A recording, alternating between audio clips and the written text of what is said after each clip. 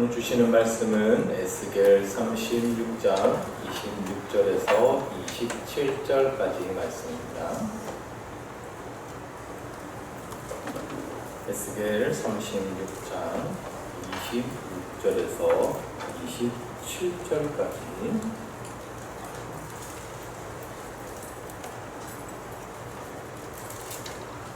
다같이 한 목소리로 봉독하겠습니다. 또 새 영을 너희 속에 두고 새 마음을 너희에게 주되 너희 육신에서 굳은 마음을 제거하고 부드러운 마음을 줄 것이며 또 내 영을 너희 속에 두어 너희로 내 율례를 행하게 하리니 너희가 내 규례를 지켜 행할지라. 아멘. 오늘은 에스겔에 대해서 좀 간단히 정리하면서 살펴보겠습니다. 에스겔은 제사장 집안에서 태어났습니다. 날 때부터 제사장으로 결정된 사람입니다. 이스라엘의 제사장은 꼭 제사장의 가문에서 태어난 사람만 제사장을 할 수 있습니다. 그래서 어릴 때부터 집안에서부터 그 제사장의 어떤 직무를 행해야 되는지, 어떤 자세로 일해야 되는지 이것을 교육받으면서 제사장의 꿈을 키우면서 자랐던 사람이에요. 에스겔이 어릴 때 이스라엘의 왕이 요시야라는 왕이었어요. 요시야 왕은 이스라엘 역사에서 유례가 없을 정도로 정말 열심히 종교 개혁을 일으켰던 사람이에요. 정말 순수한 신앙을 가진 왕이었습니다. 그러니까 에스겔이 그런 시절에 제사장의 가문에서 자랐으니까 신앙교육 하나는 정말 제대로 받았을 거예요. 어떻게 하는 것이 하나님을 기쁘시게 하는 것인지, 어떻게 예배 드리는 것이 하나님께서 기뻐 받으시는 예배인지 철저한 신앙교육을 받으며 자랐어요. 그런데 에스겔의 나이 13살에 요시야 왕이 갑자기 죽어요. 그리고 새로 왕이 된 사람이 여호야김이라는 왕인데 그는 요시야하고는 완전히 딴판인 거예요. 하나님을 섬기지 않았고 엄청난 악을 행하였어요.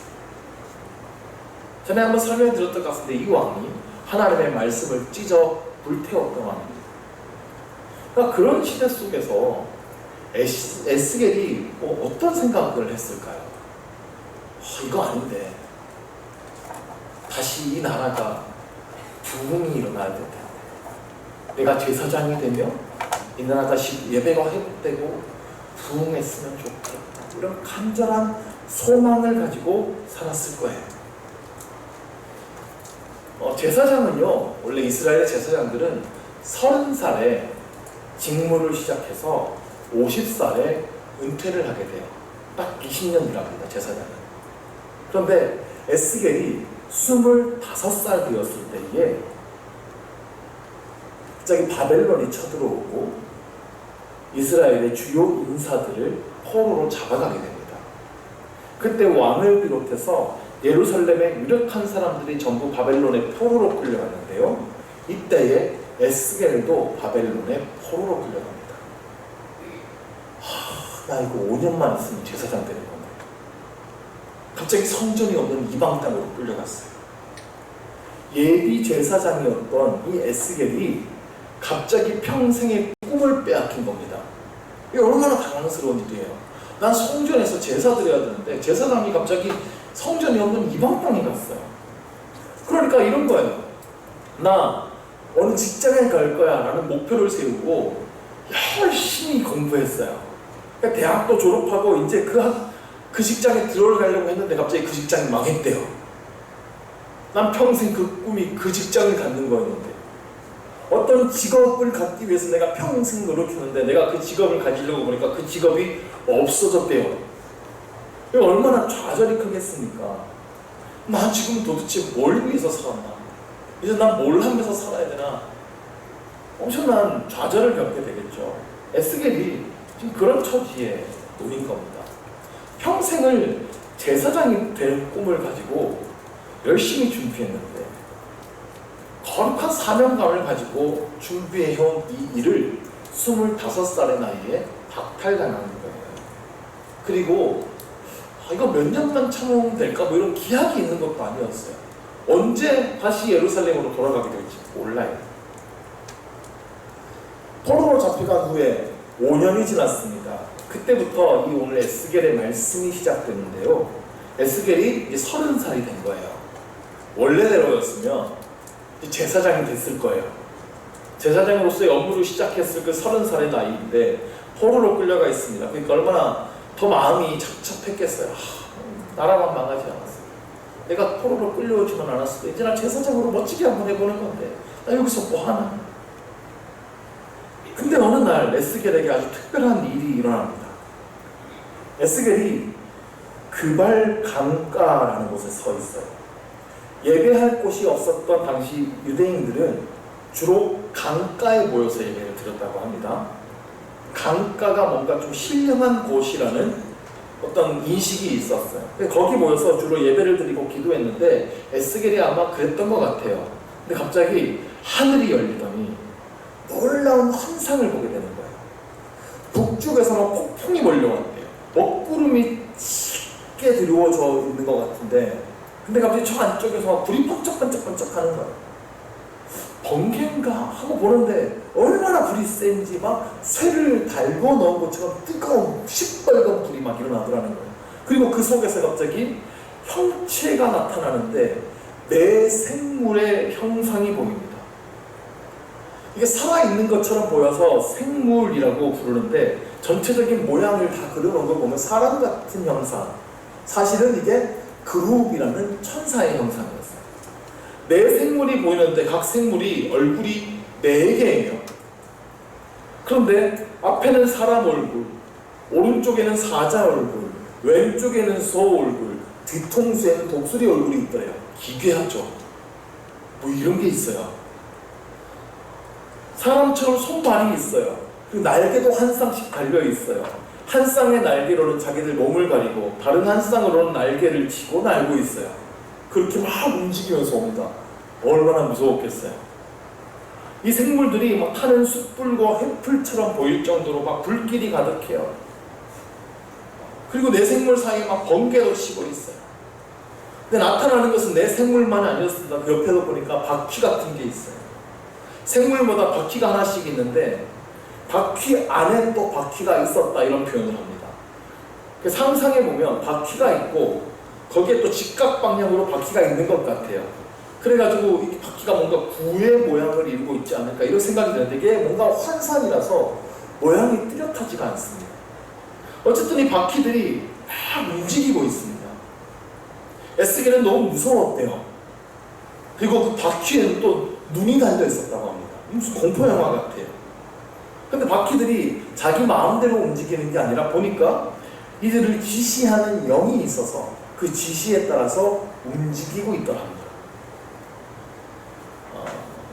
이 당시 사람들의 생각을 가지고 좀 생각해보면 이 네 생물이 좀 낯선 것은 아니었습니다. 사자는 짐승의 왕, 소는 가축의 왕, 독수리는 새들의 왕. 그래서 다 이게 당시의 권능과 위험을 나타내는 것이었는데 이 네 생물의 모습은 모두 또한 예수 그리스도를 나타내고 있는 모양들이에요.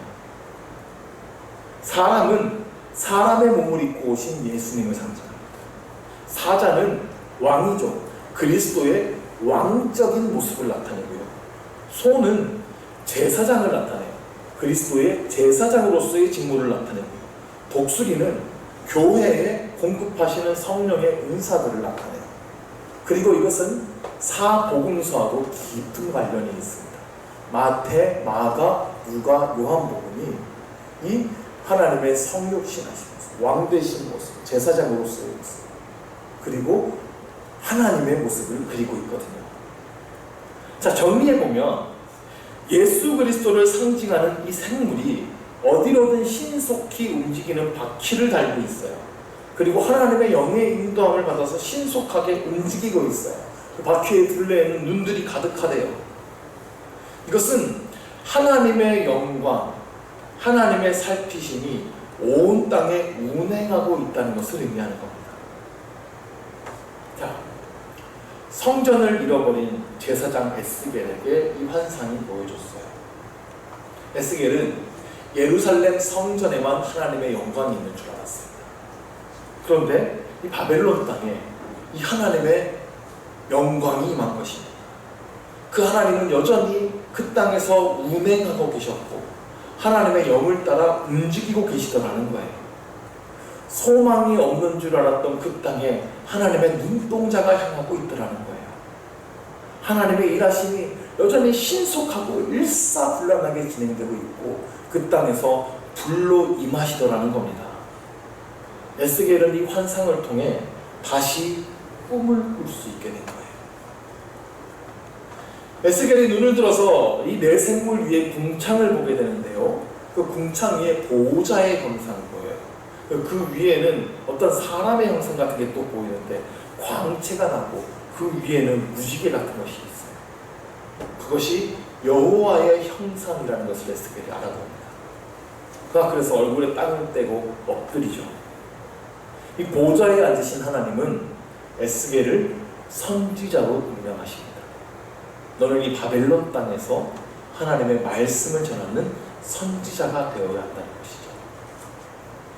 이스라엘 백성들은 비록 하나님의 말씀을 듣지 않을 것이지만 에스겔은 끊임없이 그 하나님의 말씀을 전해야 돼요. 그게 에스겔의 사명이에요.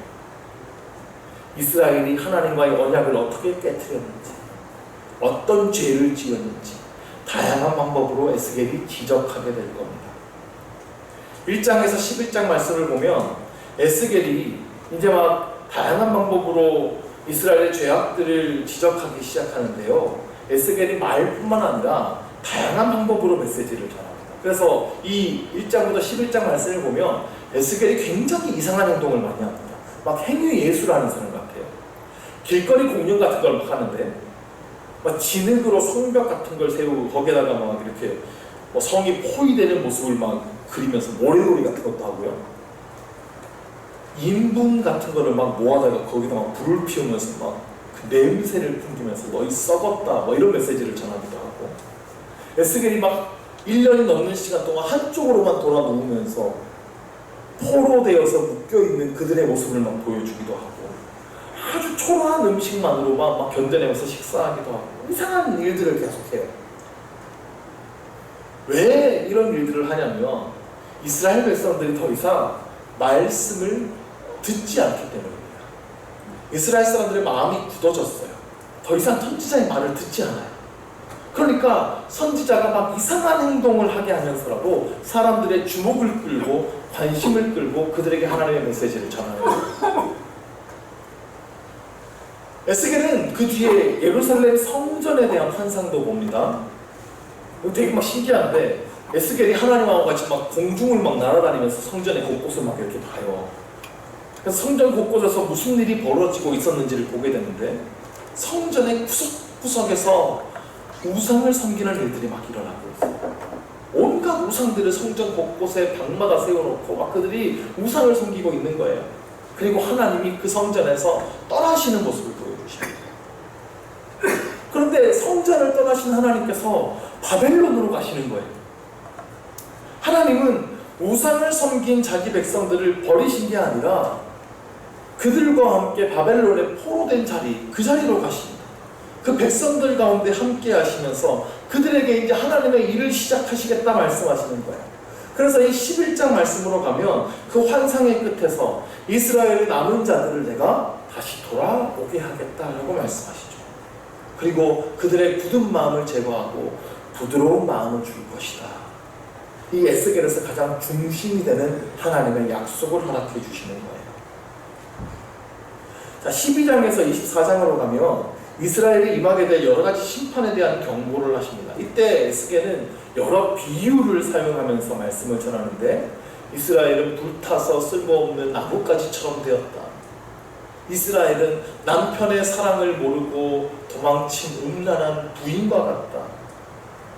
감옥에 갇힌 위험한 사자처럼 되었다. 뭐 여러 가지 비유들을 막 듭니다.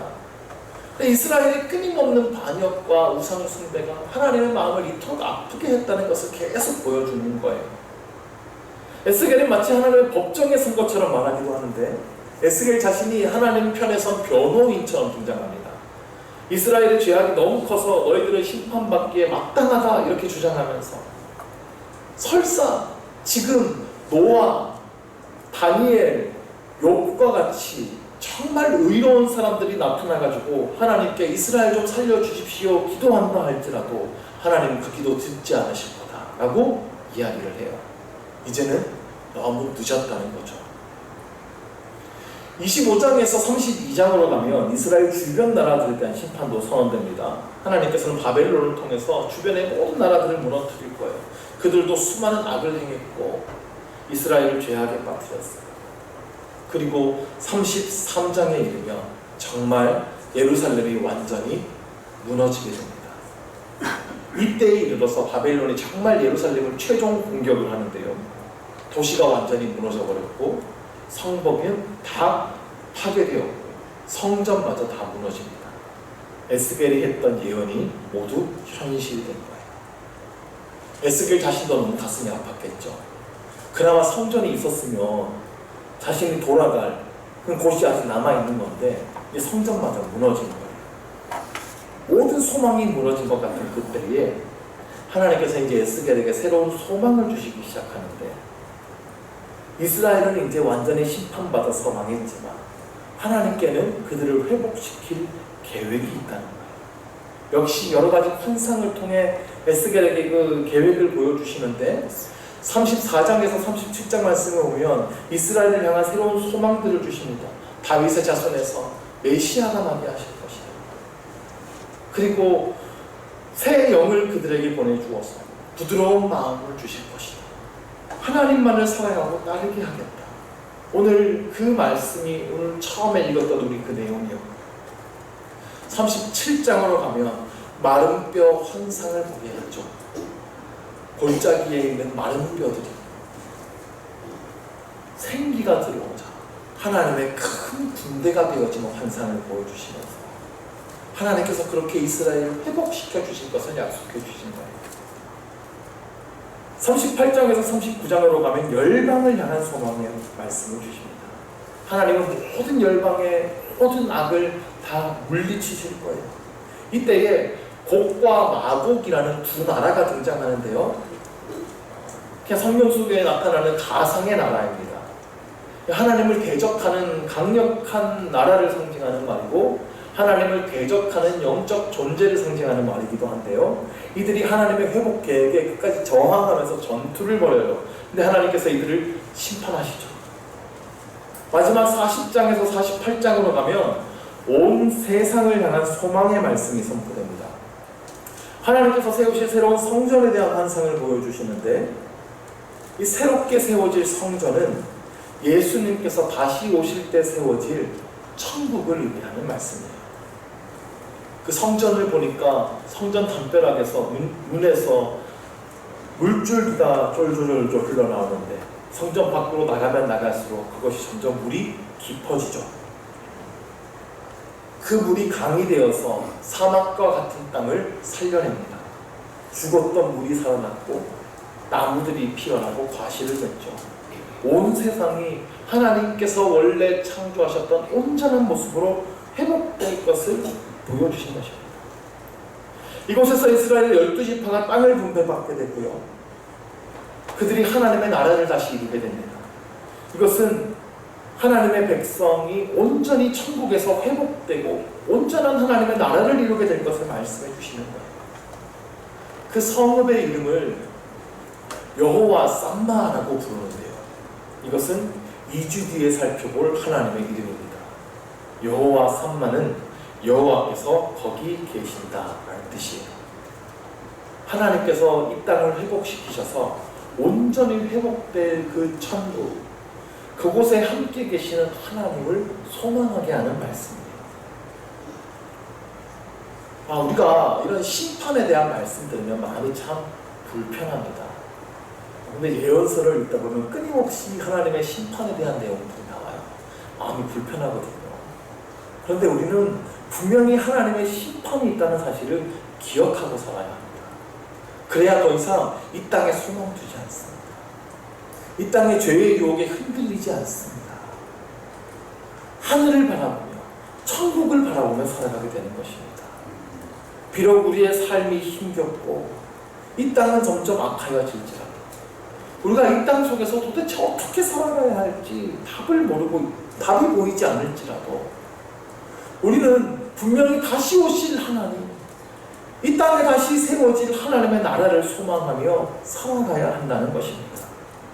하나님께서 그런 우리의 마음을 새롭게 하실 것이고 날마다 우리의 믿음을 다시 세워주실 것이고 천국을 향한 분명한 소망을 가지고 끝까지 하나님의 나라를 위해 승리하는 삶을 살아가게 하실 것을 믿습니다.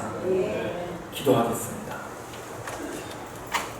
하나님 아버지, 우리가 때로 이 땅에서 살아가면서 소망이 보이지 않고 힘겨울 때가 참 많이 있습니다. 그러나 하나님은 이곳에서도 여전히 일하고 계심을 믿습니다. 우리를 회복시킬 계획을 가지고 계시고 결국엔 다시 오셔서 이 땅에 하나님의 나라를 이루실 것을 믿습니다. 다시 오실 주님을 믿음으로 뚜렷이 바라보게 하여 주시고 이 땅의 악함과 타협하지 아니하고 믿음으로 거룩한 삶을 살아가게 하여 주옵소서. 끝까지 하나님만 바라보며 승리의 삶을 살게 하여 주시옵소서. 예수 그리스도의 이름으로 기도드립니다. 아멘.